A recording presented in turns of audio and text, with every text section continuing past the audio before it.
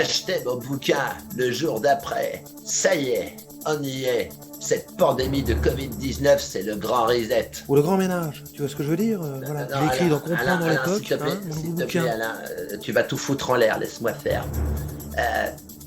Donc, ça voudrait dire que Big Data, Big Pharma, Big Finance savaient.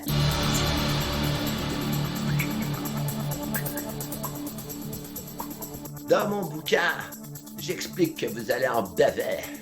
Vous allez porter votre croix avec des témoignages glaçants.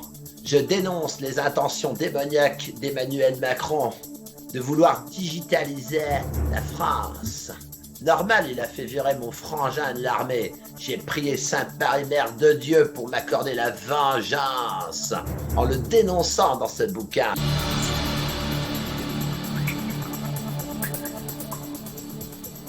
En fait, c'est simple. Si t'es pro-Macron, il y a une pandémie, mais si t'es anti-Macron, il n'y a pas de pandémie.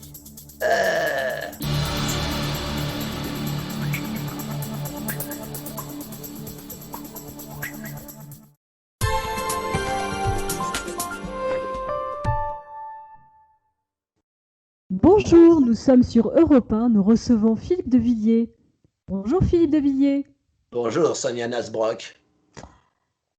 Alors Philippe, vous êtes devenu complotiste, mais qu'est-ce qu'il vous arrive? Non, pas du tout, pas du tout. Complotiste, c'est quoi? Sainte Marie, Mère de Dieu, pardonnez-moi, c'est un complotiste, c'est quelqu'un qui se masturbe sur Internet. Moi, ça m'est arrivé une fois. J'ai effectivement vu une vidéo le 18 octobre 2019 qui simulait une alerte Covid-19 de Big Data, Big Pharma, Big Finance. Quand j'ai vu après que le peuple français a été forcé de rester à la niche avec une laisse d'1,5 kilomètre et une muselière, ça m'a mis la puce à l'oreille. Et je me suis rappelé de la conférence de Davos. Est-ce que je me prends pour un chien, moi? Quoique. Dernièrement, il s'est passé une chose troublante qui m'a mis la puce à l'oreille. Donc, il y en a qui savaient. Donc, vous êtes complotiste, Philippe de Villiers. Mais non, Sonia Nasbrock, j'ai rien compris. J'ai juste lu des livres sérieux, ce qui m'a donné l'idée d'écrire le mien. Le jour d'après, d'ailleurs, je me suis pas tellement foulé pour le titre, hein. C'est celui d'un film de science-fiction de 2004. Bon, d'ailleurs, en plus, vous pouvez trouver mon bouquin partout, à la Fnac, sur Amazon, dans les plus grandes librairies de France. Par contre, vous ne le trouverez pas sur Contre-Culture chez Sorel. Oui, encore heureux chez ces extrémistes de droite d'égalité et réconciliation. Mais dites-moi, vous avez été atteint du Covid? Oui, tout à fait, et j'en suis fier. Et vous avez été soigné par Didier Raoult, c'est ça? Oui, oh bah, il m'a simplement payé un Schweppes dans un bar clandestin, et c'est reparti. Vous savez, il y a de la quinine dans le Schweppes, ça marche très très bien. Donc, vous écrivez dans votre livre que des élites affirmaient que la pandémie était une fenêtre d'opportunité. C'est encore complotiste, ça. Mais non, mais pas du tout, Sonia Nasbrock. C'est pas moi déjà qui le dis, ce sont les géants du capitalisme de surveillance mondiaux. Bon, je l'ai déjà lu dans un livre sérieux de Claude Schwab, où j'ai fait un petit peu de copier-coller. Le jour d'après, mon bouquin, ça va se passer comment? Un peu aussi comme raconte l'autre tête de crapaud, là, comment il s'appelle, Laurent Alexandre. Comme quoi, on va devenir des humanoïdes transhumanisés. Bon, la nouvelle génération, pas nous, hein, et lui encore moins. Donc, dans votre livre, Le jour d'après, vous condamnez fermement notre grand et vénéré président Emmanuel Macron quand même.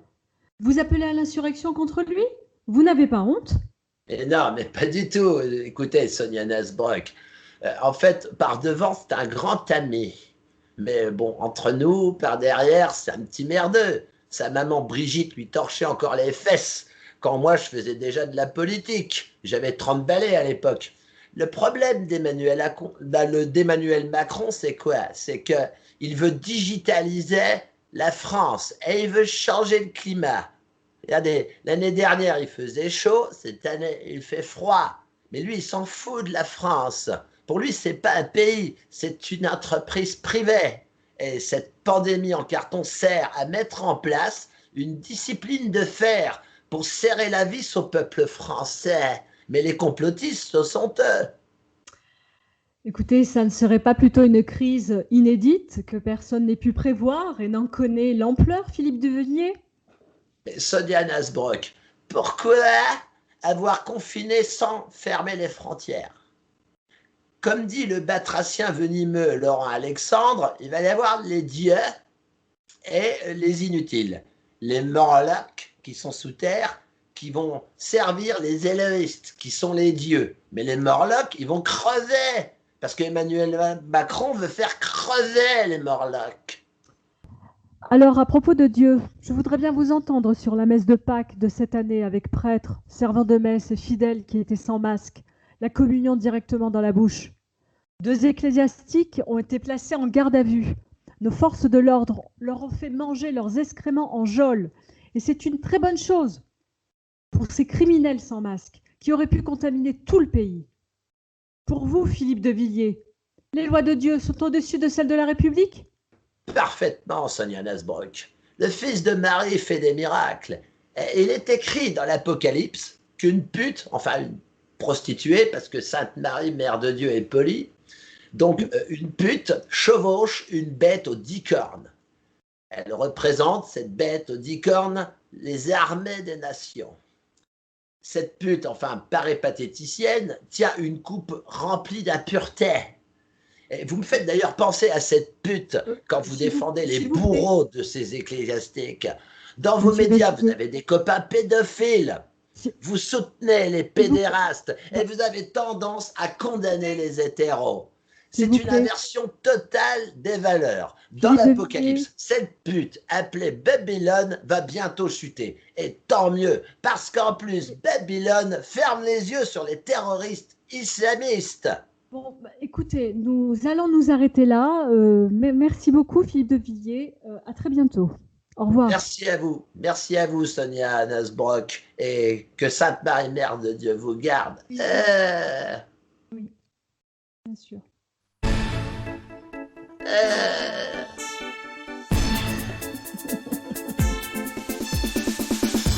Je vais couper pour pas la refaire parce qu'il y a eu des petits moments d'hésitation, tout ça. Je pense que vaut mieux en faire plusieurs.